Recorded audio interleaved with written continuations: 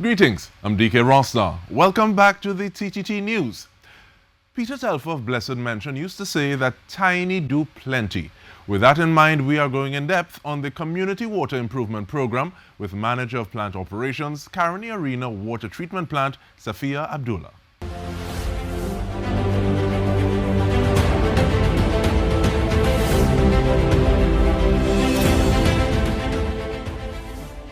Greetings, Ms. Abdullah, how are you doing? Greetings, Dike. I am doing well. How are you? I'm all right, thank you. Thank you so much for joining us. So we want to start off asking, what is the Community Water Improvement Program? Well, CWIP, or the Community Water Improvement Program, is a program that facilitates access to a safe and portable water supply to all citizens. The program was started by the Minister and the Ministry back in 2019, and it was started to ensure that communities that were underserved or unserved were given access to a pipe-borne supply of water. So it's a similar program that was done similar to social assistance, where although Trinidad has at least 95% coverage of water supply means, that they can access a pipe-borne supply that is safe and portable. And what are some of those things or those defining factors that says, okay, well, this is what a CWIP program is about? So a CWIP program is a short-term project that usually has to address the delivery shortfalls within the community. These projects normally fall under several categories, such as water mains replacement, new pipeline infrastructure, community storage tanks and reservoirs, and the installation of new booster pumping stations, or even refurbishment of existing pumping stations. A CWIP project could actually encompass the building or the drilling of new wells, but the project must have a direct impact on the community. But that makes me ask, so what is WASA's specific role in, how does WASA engage with CWIP? Well, WASA is the water utility of the entire island, both Trinidad and Tobago, and the Water and Sewerage Authority works in conjunction with the Ministry of Power Utilities to execute these projects. So we are the executioners, I should say. But it's from the inception or conceptualization straight to completion. So the authority develops the scope of works, the cost estimates, the equipment acquisition is done by us, as well as the actual installation of the equipment and the building of stations too as well. So in the case of a pump installation or booster station development, the authority completes all aspects and essentially hands over that station to the distribution network, to the system, so that they can run that station. So basically, the authority does the work to make sure that the project is completed. And I guess that will also help in terms of making sure that everything is up to par as well, because since the authority has this kind of overarching responsibility throughout Trinidad and Tobago, making sure something gets done right the first time would help in terms of its upkeep, because sometimes we hear some horror stories with regard to people coming in, doing something, and never see them again.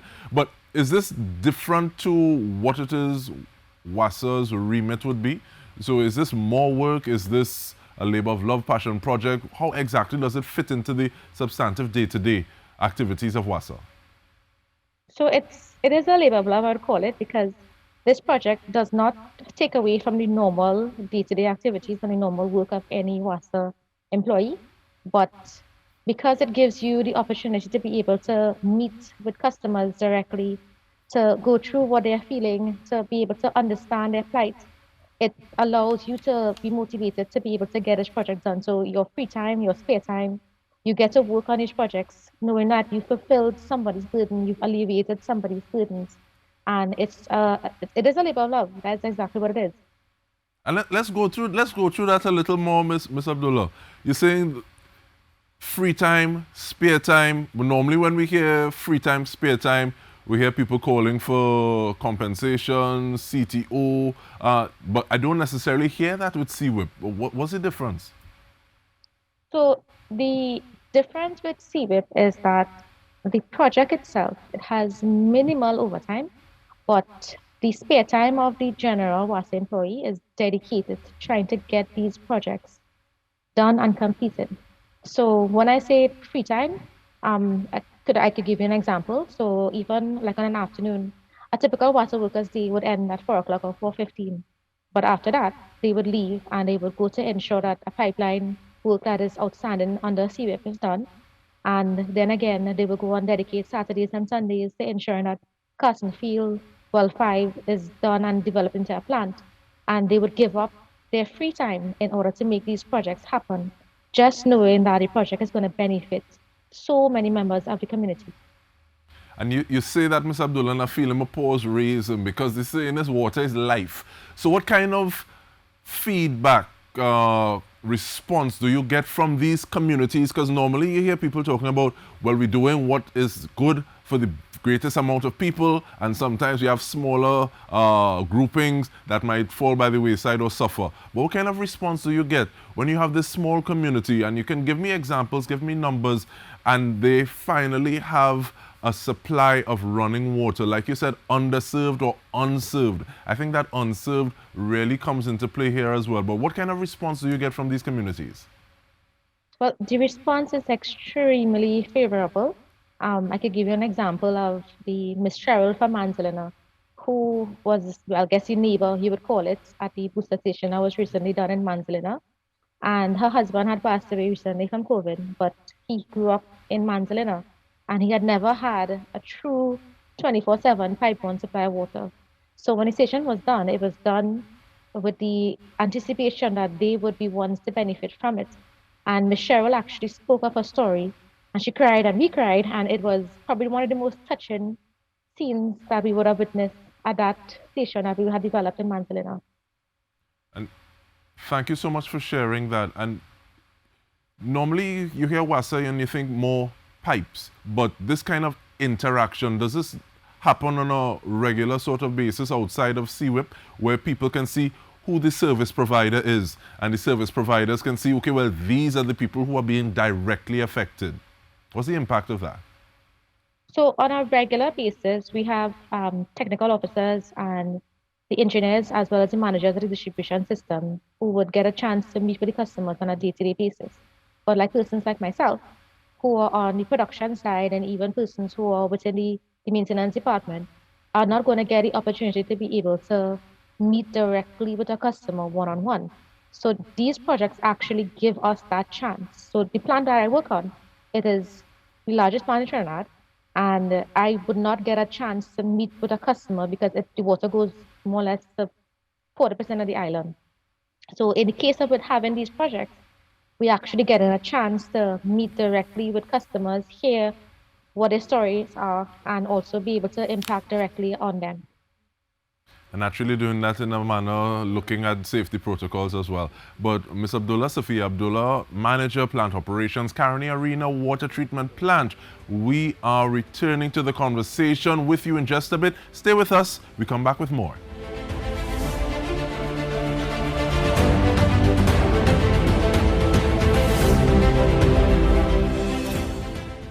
Welcome back. We are going in depth on CWIP, the Community Water Improvement Program. We're doing that with Manager Safiyyah Abdullah, Manager of the Plant Operations, Caroni Arena Water Treatment Plant. And Ms. Abdullah, we spoke about small communities, but at the same time, what kind of numbers are we talking about? How many individuals does a CWIP program or project impact directly? To revive phase of CWIP. The first phase was started in July 2021, and we aim to impact about over 124,000 persons with projects from Penal to Superior to Toko, Manzalina, Dike, etc. So the intention is to have at least that 124,000 persons plus persons, and we are going to move directly into CWIP phase 2, where the intention is to also impact on a larger number of the community at a greater pace. All right, and so that info or the example that you would have given us before, so that one neighbor whose husband tragically would have passed, around how many people do you think would have benefited from just that community from that project? So with the Manzalina project, the Manzalina new booster station that was done, we anticipated that at least 2,500 households, 2,500 persons would have benefited from that booster station that actually provided a supply to areas that I didn't even know existed in Manzalina at the time. Areas that were on an elevation too far for our exact existing distribution network to be able to reach. So when the stations were started, persons at the highest point within Manzalina were able to get a pipeline supply of water. So Miss Cheryl and her entire family are now benefiting from the water from this new Manzalina booster station. And one of the things I like about this is that it seems as though it's little things. So, but little things having big impacts. So, how do you decide this is one of the things that we want to tackle now in this phase one, or in this community, or who is letting you know that there's this area in Manzanilla that you didn't know existed? How do you find, okay, this is the next project that we're going to be tackling? So typically, the CWIP team leads, as well as the Ministry of Public Utilities, they would meet on a weekly basis where they would discuss the communities that are affected, and a plan action is done where we look at the different areas and we decide on which one could be done based on the budget that we have. Now, each station would require a significant amount of funding, yes, but because the funding is done through in-house resources, or the work is done through in-house resources, that funding is actually greatly reduced. So the decision is made to be able to get the booster station or the well or the water mains replacement done with whatever money that is there that's available. And that decision is made by both the ministry as well as the authority. And how significant is it that you have all this work being done in-house as opposed to, okay, well, we need to get a consultant from somewhere outside and who comes in and just surveys what is there at surface possibly for a little period of time before making a decision. But what's the difference between that and having work that is done in-house, connecting faces, making this a labor of love? What can you tell me to that? I think the difference is that using your in-house resources, you're actually motivating your crews. They are becoming better, you're molding them into better employees of the authority. And I've seen something that happened with the Manzalina project that I've never seen before in all my entire career at WASA, that staff that I didn't think could have been motivated, that have been here for 25 plus years, were on the bandwagon, were on the train, and are the ones who are coming out in the night, who are giving up their weekends to be able to get to a station to resolve issues, to make sure the customer gets water. And that is the difference. That is the core of trying to make these employees better employees. And WASA has such great employees. I mean, I can't even begin to mention the kind of dedication and the motivation I'm seeing now with these projects, what I would have seen in the past as opposed to now. It is extremely refreshing. And how did the pandemic, or did the pandemic, how did the pandemic challenge this kind of motivation? Did it put a little damper on some of that motivation? How has it been navigating these kind of projects throughout the pandemic? Well, initially, it did. It did impact on our resource base. We were on rotation, but it really, I think we started to work around our limitations, and it really became a non-issue at one point. We continued, we hit the ground running, and we just kept on going and going and going. So it really did not affect us after a certain point, and I believe at this stage, we essentially could do more or less anything. And with that feeling as though there's some superheroes in the mix, Ms. Abdullah, do you think that we can look to the near future for a period where everybody will be served to some level? I think yes, but obviously it takes time, it takes finances, it takes money, it takes dedication, it takes a lot of things. And we still have our normal day-to-day work. That is to ensure that the authority is still running, process to maintain, because we have team leads from throughout different aspects of WASA. Some are in the maintenance department, some are in production, some are in the wells department, and they still have their normal day-to-day work to continue with. But I do believe that given the pace that we are working with right now, that rest assured, we will have both Trinidad and Tobago covered very shortly. So it is going to happen.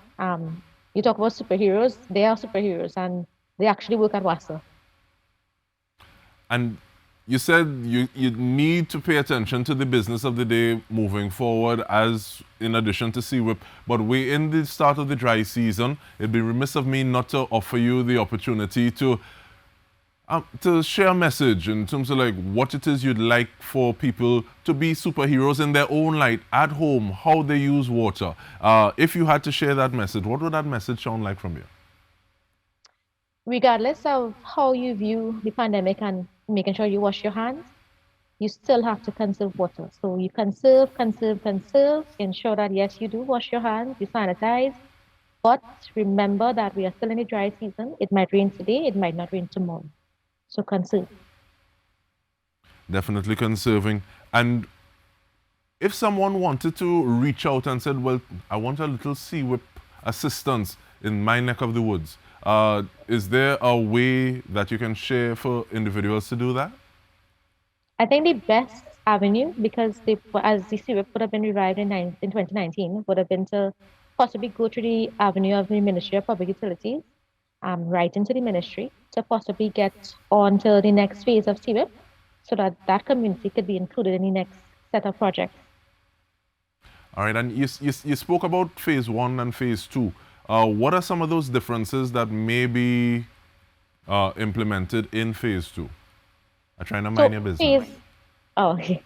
So phase 2 projects are bigger projects. So we have projects that are not just in Trinidad, but I don't want to spill the beans, but we have projects that are outside of Trinidad, that are in Tobago or Sister Island, where we know that amazing things are going to happen very soon. So phase 2 projects are concentrated in the island of Tobago that are supposed to develop Tobago into a better producing, or at least the residents of Tobago will benefit from the water that's currently on the island. Phase 2 projects will also include major projects in Trinidad, major boosters, as well as major pipeline infrastructure repairs, and also wells development too as well. And thank you very much for that. And we don't want you to spill the beans too much unless you're doing it on TTT Limited, of course. But the fact that you have different people who would not necessarily meet the public on a regular basis, and possibly even having a slightly different job description, giving of the time, talent, and treasure. Do you find that there's some capacity being increased at this point in time because of these CWIP projects? Yes. So persons like myself, who may have never done a pipeline distribution, I've been my entire career in the water production, as well as in partly in maintenance, but not having the experience in pipeline distribution, this CWIP program actually gives me that opportunity. So it does build capacity. It's giving all of my other team leads the ability to be able to have understanding of the different aspects of WASA, how different areas are synchronized with a next area, as well as how a project starts from beginning to end. So it is building capacity, it's building employees, it's building the workforce. And I anticipate that with time, we're going to have persons who could work basically within any water sector, any sphere. And we want to thank you so much for sharing of that time and the information about the Community Water Improvement Program. Safiyyah Abdullah, Manager Plant Operations, Caroni Arena Water Treatment Plant, looking at how CWIP is humanizing that connection between WASA employees as well as the communities that they are serving, as well as just building so much capacity, building so much trust. And this is the kind of things we need in 2022 going forward. And on behalf of the entire news team, I'm Dike Rostant. This has been In Depth. Thank you for joining us.